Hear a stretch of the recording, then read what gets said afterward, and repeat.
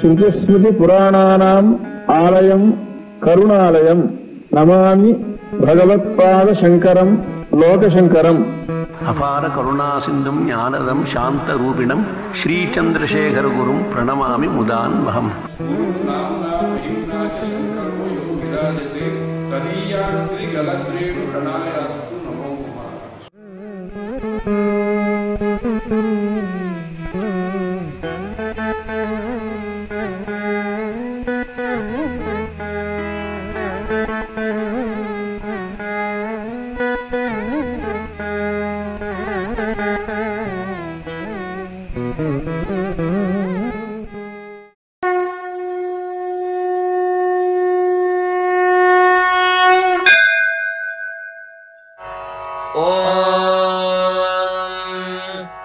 साक्षान्मूल प्रमाणाय विष्णोरमित तेजसे आद्याय सर्ववेदानां ऋग्वेदाय नमो नमः।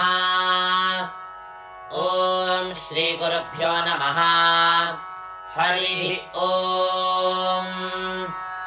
प्रक्षोदा साधाया सासस्र एषा सरस्वती धरुणमाया सीपूः प्रभाबाधाना रथ्ये एव याति विश्वा अपो माहिना सिन्धुरन्याः एका आचेतत् सरस्वती नदीनां शुचिर्यते गिरिभ्य आसामुद्रात् रायश्चेतन्ति भुवनस्य भूरेर्घृतं पयो दुदुहेनाहूषाय सवावधेन विजोजोषाणा सुवृषा शिशुर्वृषभो यज्ञया आसु सवाजिनं भगवद्भ्यो दधाति विसातये तन्वं मामृजीत उत स्या नः सरस्वती जुषाणोपश्रवत्सुभगा यज्ञे अस्मिन् मितज्ञोभिर्नभस्यैर्जाना राजा युजाचिदुत्तारा सखिभ्यः इमा जुह्वा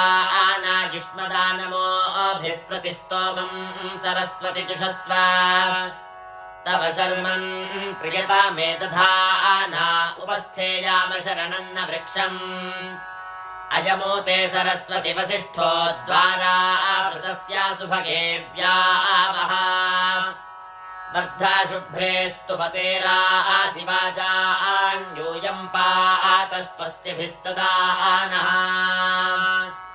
ॐ शान्ति शान्ति शान्तिः। हरिः ॐ।